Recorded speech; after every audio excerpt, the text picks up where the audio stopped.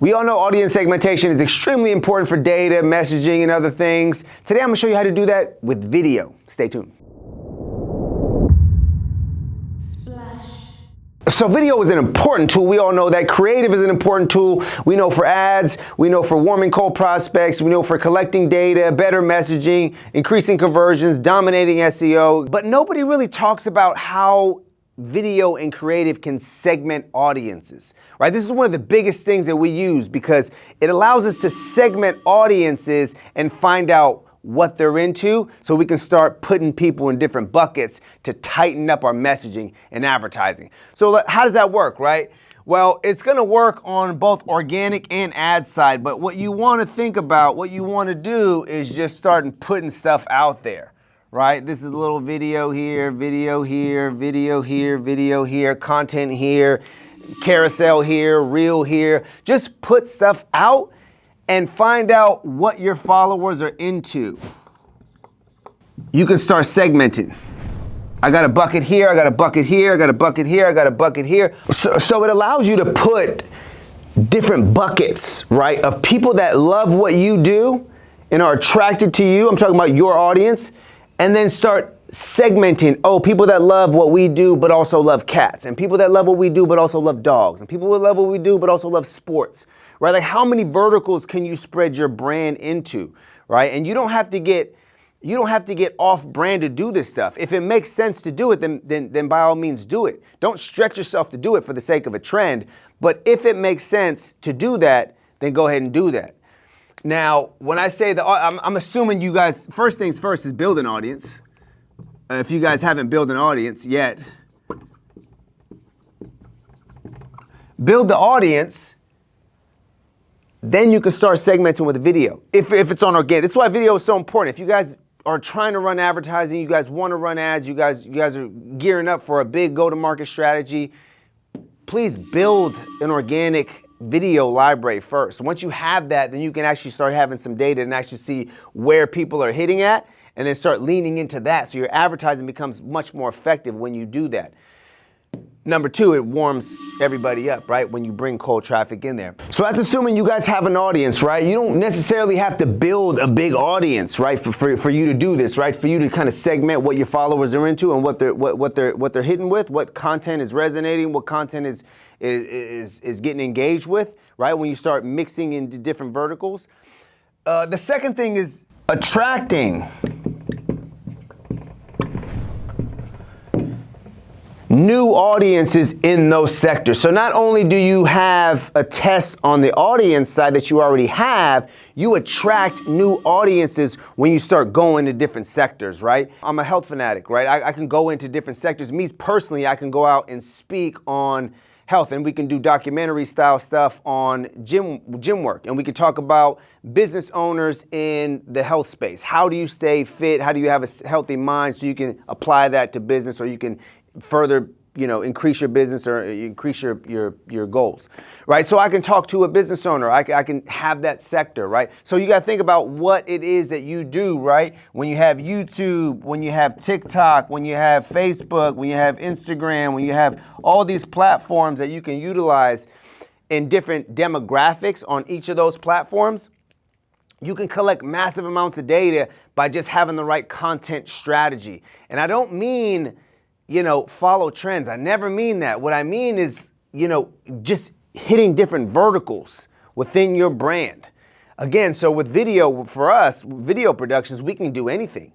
We can do direct to consumer and all those. I mean, we can do leggings, and we can do beauty products, and we can do anything we need, teeth whitening and toothbrushes and soap and like anything that we can do, we can make stories around that. So we can spread ourselves into different verticals, right? By talking about those or creating videos in those things, right? We start doing oral care products, right? And we can start creating video for that. We can start creating video for that dentistry market or that sector. That's just for us, right? Like, so you got to think about, how can I have my brand? How can I get this brand into different verticals, right?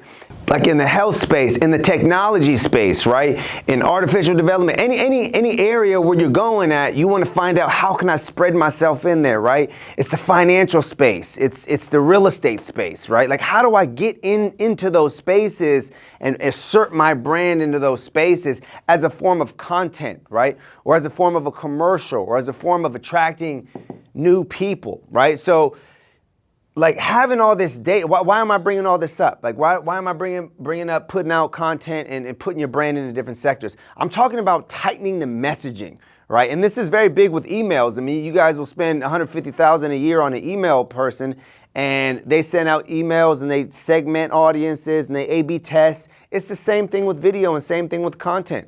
You guys should be collecting the data so you can get the messaging tighter.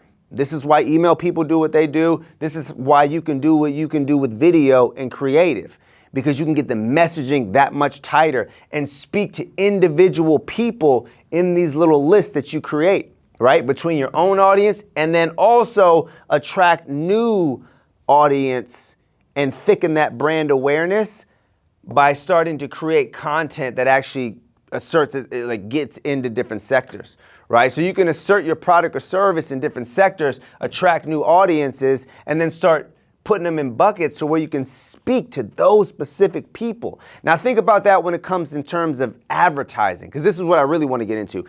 When you have all this data, your advertising is already set up to be successful, because they're already telling you what they're into. They're already telling you what they like, right? So not only do you stumble upon new audiences, you just get nice and targeted on what that person is, right? And identifying customer demographics is one thing. You guys have that. But how do we further that, right? Marketing is always this revolution, this wheel of testing, right? We're constantly testing. We're constantly trying to thicken the funnel. We're constantly trying to lower costs.